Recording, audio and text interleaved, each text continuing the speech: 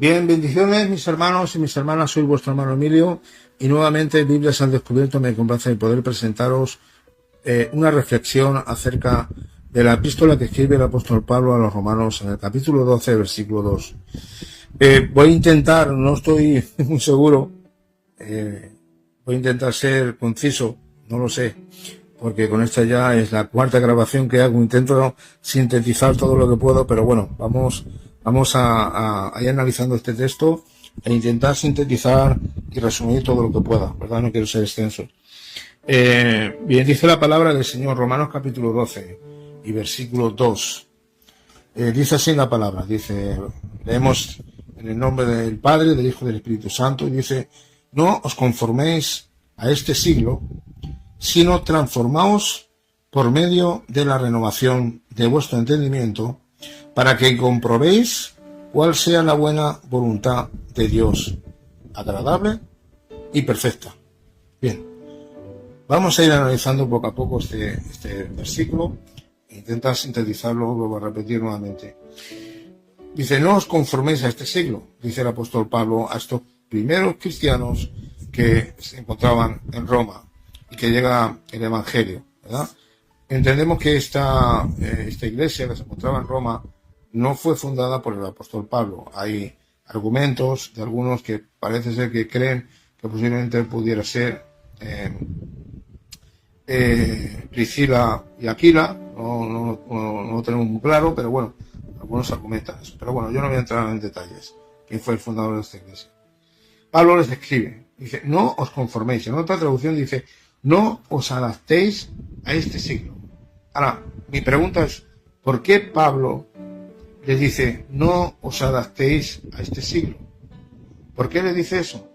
Porque parece ser que ciertos cristianos que de algún modo el mensaje del Evangelio también había llegado a ellos, parece ser que algunos de ellos nuevamente estaban retrocediendo para atrás y estaban empezando a adaptarse al sistema, al tiempo en donde ellos vivían. Dese cuenta que cuando habla del siglo o este mundo, tiene que ser con el tiempo o con esa era, ¿verdad?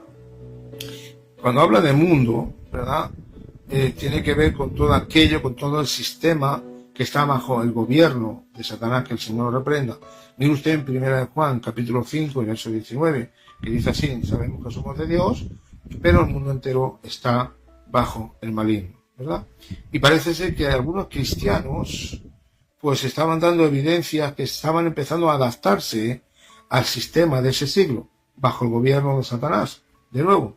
Y si ustedes pudieran un poquito, los más estudiosos de la palabra, pudieran indagar, profundizar un poquito sobre la historia de Roma, ustedes sabrán, los más estudiosos, que Roma, al igual que otros imperios que le precedían, han sido uno de los imperios donde se caracterizaba no solamente por su politeísmo, su adoración a sus varias deidades que ellos tenían, sino sobre todo por la inmoralidad que ellos normalmente tenían en sus vidas, ¿verdad? Viviendo vidas pues de algún modo inmorales en sus festividades paganas, en sus rituales que ellos hacían, ¿verdad? Por eso, si usted se acerca a Romanos capítulo 1 y versículo 18 en adelante, Pablo escribe sobre la culpabilidad del hombre, dando a entender que tanto judíos como gentiles son culpables delante del Señor, ¿verdad? Y son pecadores.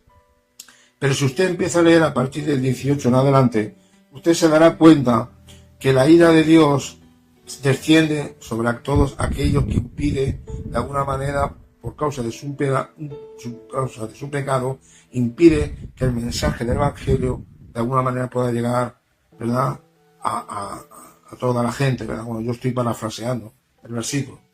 También empieza de algún modo el apóstol Pablo, de alguna manera, a esclarecer y a caracterizar la actitud y la conducta que tenían muchos hombres en aquel tiempo, en aquella época, sobre todo en Roma, Pablo habla de que ellos empezaban a adorar a ídolos que ellos hacían pues de los mismos árboles, hacían imágenes de cuadrúpedos, ¿verdad?, de animales, y los adoraban. No solamente eso, sino que también describe la condición caída, inmoral y pecaminosa que tenían esas personas, sobre todo en Roma. Habla de que hombres con hombres, mujeres con mujeres, ¿verdad? Ellos, pues de alguna manera, en sus propias lascivias, ¿verdad? Ellos se deleitaban. Bien, esa es la condición del ser humano, que realmente abundaba, sobre todo en Roma. Se caracterizaba por eso, por su moralidad de su vida en todos los ámbitos, ¿verdad? Yo no voy a entrar más en detalles. Pero como dice el Señor, ¿no? ¿Verdad? Que Romanos capítulo 6 y versículo 23 dice que la paga del pecado es muerte. El pecado trae muerte espiritual. Así que Pablo, cuando escribe en Romanos capítulo 12, verso 2, dice: no os adaptéis a este siglo. Posiblemente algunos cristianos estaban empezando a adaptarse a ese tiempo, a ese mundo, a esa era, ¿verdad? Ese tiempo que estaban viviendo. Y parece ser que no estaban, de alguna manera, en su vida, viviendo una vida, un estándar de vida que esté reflejando realmente lo que Dios, a través del Espíritu Santo y de la palabra del mensaje del Evangelio, cuando produce un cambio en el interior de una persona, tú externamente tienes que exteriorizar tu estándar de vida, tu manera de vivir. Un cambio, se tiene que ver una manera de vivir distinta, un cambio de mentalidad, un cambio de vida. Todas tus obras tienen que ser que glorifiquen al Señor, ¿verdad? Y Pablo les tiene que decir: no os adaptéis a este siglo. ¿Por qué? Porque parece ser que algunos estaban retrocediendo para atrás. Sino transformaos. La palabra transformaos que les está hablando aquí el apóstol Pablo tiene que ver con la raíz de una palabra griega que significa metamorfosis. Y yo voy a dar una pequeña pincelada muy rápida. Bien, voy a poner el ejemplo de algo muy natural que sucede en la propia naturaleza. Dios, en toda su sabiduría y en todo, como un Dios soberano, Dios se glorifica en medio de su creación, ¿verdad? Y lo que Dios hace, lo hace perfecto. Usted conoce y sabe lo que es un gusano de seda. El gusano de seda lleva un tiempo y en una etapa de su vida que cuando es adulto, él mismo hace una especie de vaina donde él, ¿verdad? Él mismo ¿verdad? Hace como un capuchón, ¿vale? Que él, dentro de ese capuchón, él mismo llega un tiempo donde de ser un gusano, llega un tiempo de cambio, de transformación. Y cuando llega la etapa de la madurez y ya se ha transformado, ha tenido todo el tiempo necesario para de cambiar de un gusano a lo que cuando luego abre esa vaina, ¿verdad? Se transforma en una mariposa. Posiblemente una mariposa bonita con colores. Bien, estoy llevando al ámbito espiritual, así es como nos encontramos nosotros. Antes de conocer a Cristo, nosotros éramos como ese gusano, ¿verdad? ¿Por qué? Porque dice la Escritura que nosotros estábamos muertos en nuestros delitos y pecados. Y un muerto, como dije anteriormente en el audio anterior que subí, no tiene vida, ¿verdad? No puede andar, no puede hablar porque no tiene vida. Un muerto espiritual no puede tener vida de Dios, no puede generar fe para creer en Dios, porque la fe es un don de Dios. Efesios capítulo 2 y versículo 8 dice que somos salvos por la gracia, por medio de la fe. Dice, y esto es un don de Dios. Por lo tanto, la fe es un don de Dios para salvación y también es un fruto del Espíritu como resultado de haber nacido de nuevo. Por lo tanto, quiero decirles que en el momento que nosotros creemos, ¿verdad?, en el mensaje del Evangelio y el Espíritu Santo produce en nosotros un verdadero arrepentimiento, tiene que haber en nosotros un cambio, ¿verdad? Y para que nosotros podamos ser transformados, dejar de ser ya un gusano, ¿verdad? Una persona natural que no puede creer, porque es imposible, ¿verdad? En el momento que nosotros creemos, nos arrepentimos, debe de haber un cambio. Y esa transformación de nosotros en toda nuestra manera de vivir, en todo nuestro ser, viene por medio de algo muy relevante, de algo que es principal, crucial y muy importante. Es por medio de la renovación de nuestro entendimiento, de nuestra mente. Es imposible que nosotros con una mente carnal podamos ser transformados. Solamente es por medio de cambiar nuestra mentalidad es que realmente nosotros vamos a cambiar y vamos a ser transformados. ¿Por qué? Porque ve usted, el corazón de un coche es el motor. El corazón de un ser humano es el órgano principal de la vida de un ser humano, se halla en el corazón. Usted quita cualquier parte del órgano interno de un ser humano y puede vivir. Usted quita el corazón de un ser humano y automáticamente esa persona muere. Instantáneamente. Usted no ponga el corazón de una persona y muere. Bien, pues espiritualmente nosotros, el corazón del ser humano es nuestra mente. Y la mente tiene que ser una mente espiritual. ¿Para qué? Para yo poder entender lo que el Señor me está hablando por medio de su palabra. Para yo poder creer que Jesucristo es el Hijo de Dios y que es Dios hecho hombre. Y que vino a este mundo para redimir mis pecados, para traer liberación de mis pecados, para traer perdón de pecados a mi vida, ¿verdad? Para perdonar mis pecados y para darme el regalo de la vida eterna, ¿verdad? Para traer vida y vida eterna y vida de abundancia. Yo debo de creer, y para poder creer yo necesito escuchar el mensaje del Evangelio, que es por medio de la palabra de Dios. Y la palabra de Dios dice en Romanos capítulo 10, verso 17, que la fe viene por el oír y el oír la palabra de Dios. Ahora bien, mi pregunta es, ¿por qué cuando el mensaje del Evangelio es expuesto hay muchas personas que creen y otras muchas personas que no creen? Bien, yo no voy a entrar ahí en predestinación ni voy a entrar en nada por el estilo. Solamente yo voy a explicar lo que bíblicamente enseña la palabra de Dios. Mire, hay personas que no creen, porque Jesús mismo dice en su palabra, en los evangelios, dice, y este es el mensaje, ¿verdad? Jesús dijo, dice, yo he venido, cuando habla en Juan 3:16, ¿verdad? Que el Señor, bueno, Dios dio a su Hijo unigénito para que todo aquel que le crea no se pierda, mas tenga la vida eterna. Y dice también, un poquito más abajo, que Dios no ha enviado a su Hijo para condenar al mundo, sino para que el mundo sea salvo por él. Dice, y esta es la condenación, que los hombres amaron más las tinieblas que la luz. ¿Amén? Por lo tanto, cuando dice la Escritura, ¿no? Dice que, por lo tanto, yo no les condeno, sino que ellos mismos ya se condenan a sí mismos. Yo estoy un poco parafraseando. ¿Por qué? Porque por la sencilla razón que ellos aman más las tinieblas que la luz. Aman más su pecado que el mensaje del Evangelio, de la luz de Cristo, ¿verdad? Y por lo tanto, dice, ¿qué dice el Señor? Dice, ellos por cuanto aman más las tinieblas que la luz, dice, yo no los condeno, sino que ellos mismos se condenan a sí mismos, por cuanto aman más las tinieblas que la luz, ¿verdad? Entonces, dando a entender, ¿no? Que de algún modo, como dice la palabra de Dios, 2 Corintios, y lo dice porque en ciertas personas les cuesta el poder creer. Hay un propósito en el ámbito espiritual. Dice en 2 Corintios, aunque hay personas que les cuesta de creer, pero así como creemos que existe un Dios verdadero, un Dios creador, un Dios soberano, que ha creado los cielos y la tierra en el principio de todas las cosas, ¿verdad?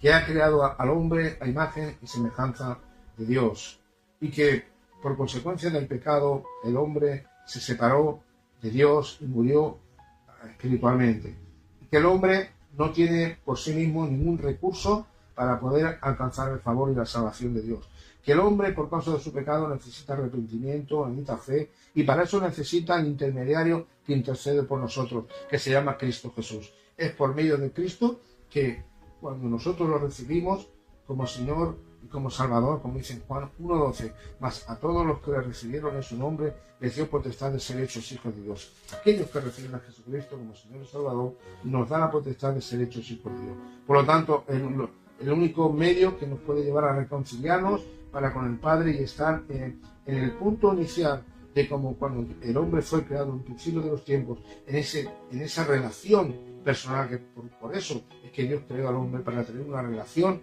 perfecta para con el Creador. Necesitamos, ¿verdad? Necesitamos de Cristo.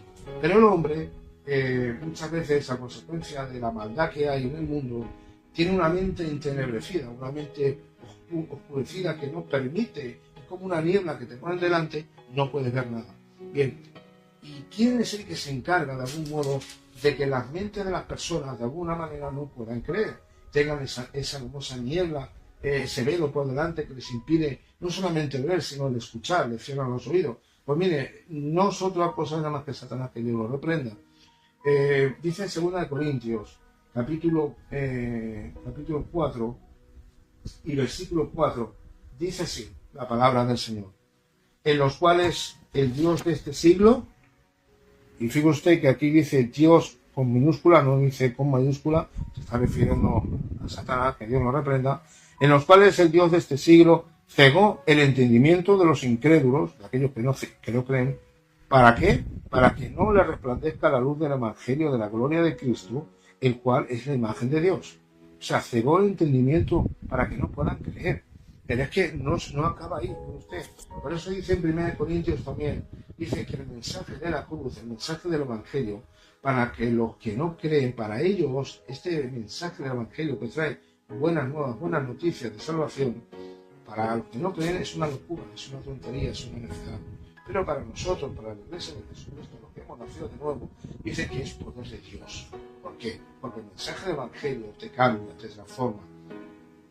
Y pasamos de ser como ese gusano, ¿verdad? Y cuando llega el mensaje del Evangelio nos cambia, su palabra nos cambia, su Espíritu Santo nos cambia, de tal manera que cuando le creemos a Cristo, creemos a sus promesas y lo recibimos para seguir sus caminos y ser discípulos de Él, y nos entregamos por completo a Él, sin poner ningún impedimento, sino heme aquí, quiero ser tuyo, quiero servirte, quiero amarte, quiero conocerte mejor. Cuando no le ponemos ningún impedimento, abrimos nuestro corazón, entonces el Señor nos transforma, nos cambia de una manera progresiva, y conforme vamos santificándonos y vamos meditando en su palabra y poniendo su palabra en práctica, obedeciendo su palabra en su mandamiento, ¿verdad? Y conociendo más al Señor, porque la única manera que usted va a entender mejor y comprender cómo es Dios y cuál es la santa y perfecta voluntad de Dios para su vida, es solamente a través de la palabra del Señor, ¿verdad? Y mire usted, ya terminando con la última parte del versículo, que habla, que dice: transformados por medio de la renovación de vuestra mente, para que podáis entender cuál es la santa y perfecta voluntad de Dios, ¿verdad? ¿Cómo puede cambiar nuestra mente? Mire, dice Filipenses capítulo 4 y versículo 8, dice así: por lo demás, hermanos, todo lo que es verdadero, todo lo honesto, todo lo justo, todo lo puro, todo lo amable, todo lo que es de buen nombre, si hay virtud alguna, si hay algo digno de alabanza, en esto pensad. Amén. Todo lo que es verdadero, todo lo que es honesto, todo lo que es justo, todo lo que es puro, todo lo amable, todo lo que es de buen nombre, en esto pensad. Amén. Tenemos que tener la mente de Cristo. Mire usted, para usted y yo tener la mente de Cristo, no hay otra manera. Debemos ser cambiados, transformados. Por eso Pablo les dice a estos cristianos romanos: no os adaptéis a este siglo, porque en este siglo está el mundo entero está bajo el gobierno de Satanás, el mundo entero está bajo el maligno. No os adaptéis a las modas, no os adaptéis a las viejas costumbres, no os adaptéis a las viejas costumbres paganas que tenéis antes en vuestras festividades, no os adaptéis, no os conforméis a la vieja vida que antes de conocer a Cristo en vuestras festividades morales, no, sino sed transformaos vuestras vidas por medio de la renovación de vuestra mente, una mente que tiene la mente de Cristo, una mente cambiada por el poder de la palabra de Dios y del Espíritu Santo. Entonces, cuando nuestra vida va a cambiar, si no, nuestra mente cambia, si en nosotros la mente es cambiada por medio de la fe que Dios proporciona por medio de su palabra, si cambia nuestra manera de pensar, por medio de profundizar en las Escrituras, por medio de que permitimos que el Espíritu Santo esté obrando en nosotros, amén, cuando le damos lugar al Espíritu Santo en nuestras vidas, y Él es el que empieza a cambiar, empieza a renovar, conforme usted va indagando de la palabra, y el Señor se va revelando en su vida, se va dando a conocer a su vida, y usted empieza a vivir a Cristo, empieza a creer en las promesas del Señor, y empieza a ser obediente a lo que el Señor le está demandando, no como algo impuesto, sino porque usted realmente ha sido enamorado por el Señor. Amén. En eso consiste el amor de Dios. El amor de Dios no consiste en que nosotros le amemos a Él, sino en que Él nos amó primero a nosotros. Y en ese amor que el Señor nos da, nosotros se lo devolvemos porque nos ha enamorado, porque nos ha perdonado, por todos los beneficios de gracia que Dios ha extendido sobre su iglesia. Y en gratitud nosotros lo único que podemos decir, Señor, heme aquí, quiero ser tu discípulo, quiero obedecer tu palabra, quiero mi vida cambiar y transformada. Y es por medio de tu palabra y por medio de tu espíritu que yo voy a conseguir que mi vida cada día dé más fruto para tu gloria. Así que si usted quiere ver una vida cambiada, transformada para la gloria de nuestro Dios, tiene que cambiar nuestra manera de pensar. Una mente espiritual solamente se puede cambiar cuando usted empieza a conocer al Señor. Y cuando usted empieza a conocer al Señor por medio de su palabra, entonces usted sabrá cuál es la santa y perfecta voluntad de Dios. Les dejo con esta reflexión. Que Dios le bendiga mucho y perdóneme si he sido un poquito extenso, pero tenía que expresar lo que el Señor está poniendo en mi corazón ahora. Que Dios le bendiga. Hasta la próxima.